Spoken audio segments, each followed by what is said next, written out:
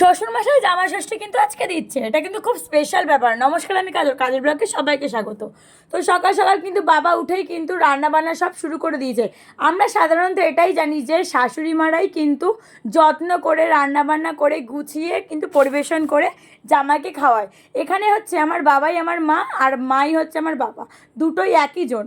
তো ওর জন্য কিন্তু নিজের হাতে বাবা সবটা রান্না করে কিন্তু তার জামাইকে কিন্তু খেতে দেবে। জামাই তো বলে না, ছেলেই বলে।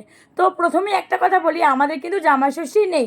তো তাও বাবা বললো চলে আয়, সবাই মিলে বসে আনন্দ করব। আনন্দটাই তো সব থেকে বড় ব্যাপার। আমি কিন্তু দেখছি যে অনেকটাই কিন্তু এগিয়ে গেছে রান্না বান্না। তো এখানে উচ্ছে ভাজা হচ্ছে, মানে ভাজাভুজি হচ্ছে। তো 5 রকম ভাজা কিন্তু ওকে দেওয়া হয়নি বরমশাইকে, কারণ আমাদের নিয়ম নেই, তাই নিয়ম পালনও করিনি। তো যাই হোক, এমনি অনেক রান্না হয়েছিল। আর এটা কিন্তু বরমশাই করলো। ইলিশ ভাপাটা অসাধারণ হয়েছিল। সব কটা রান্নাই বাবু কিন্তু অসাধারণ করেছিল, আর ইলিশ ভাপাটা বরমশাই তো দারুণ করে, সেটা নিয়ে কোনো কথাই হবে না। তো যাই হোক, এখানে কিন্তু সমস্ত রান্না আমাদের হয়ে গেছে। জামাই ষষ্ঠীটা কিন্তু খুব স্পেশালভাবে কেটেছে। বাবার হাতের রান্না, আনন্দ, মজা, আড্ডা সব কিছুর মধ্যে কিন্তু জামাই ষষ্ঠীটা আমরা গুছিয়ে মজা করেছি, দারুণ মজা করেছি। তো যাই হোক, এখানে কিন্তু ইলিশ নেমে গেছে।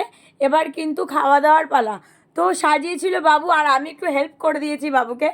তো যাই হোক, কী কী ছিল দেখো, এখানে ভাত ছিল, উচ্ছে ভাজা ছিল, পটল ভাজা ছিল, শাক ভাজা ছিল, মাছ ভাজা ছিল। আর এখানে এক এক করে দেখাই কী কী আছে। তো চলো তাহলে দেখানো যাক কী কী আছে। প্রথমে এটা হচ্ছে পটল চিংড়ি, তারপরে ফুলকপি চিংড়ি, চিংড়ি মাছের কারি, তারপরে এখানে হচ্ছে কাতলা মাছের কারি, আর এখানে হচ্ছে ইলিশ ভাপা। আর দেখো এরপরে কি আছে, এরপরে আছে দেশি চিকেনের ঝোল। আর এখানে দেখো মিষ্টি রয়েছে, আর আছে জল। তো এখানে খেতে বসে পড়েছে বরমশাই। জামাই ষষ্ঠী বলে কথা, ওরে বাবা কি আনন্দ হয়েছে ওর।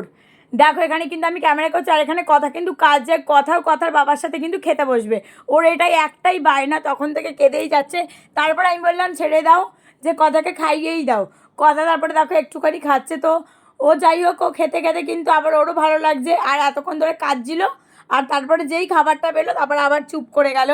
তো যাই হোক, এখানে কিন্তু সবাই খাওয়া দাওয়া করছে, বাবুকেও বসিয়ে দিলাম যে তুমিও খেয়ে নাও। তো সবাই মিলে খাওয়া দাওয়া করছে।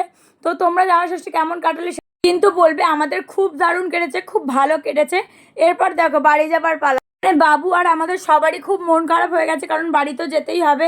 তো বাবুর আমরা আসলে না খুব ভালোই লাগে, দুজন থাকে তো। তো সবাই মিলে থাকলে খুব ভালো আনন্দের মধ্যে কাটে। তো যাই হোক, আজকের ভিডিওটা কেমন লাগলো অবশ্যই জানিও। টাটা সবাইকে।